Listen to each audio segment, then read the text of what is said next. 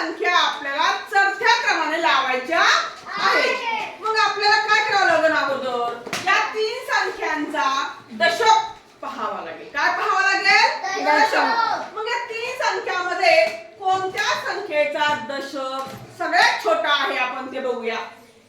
9 दशक आहे, इथे 1 दशक आहे, इथे 8 दशक आहे. म्हणजे कोणता दशक सगळ्यात छोटा आहे बाळांनो?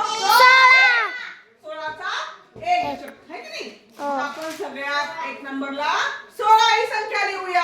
नंबर 2, दोन संख्या राहिल्यात 88 आणि 92. मग 88 आणि 92 मध्ये लहान दशक असलेली संख्या कोणती आहे? 8. म्हणजे 88 चा 8 दशक हा लहान आहे या 9 दशकापेक्षा. मग 2 नंबरला आपण 88 संख्या घेऊया.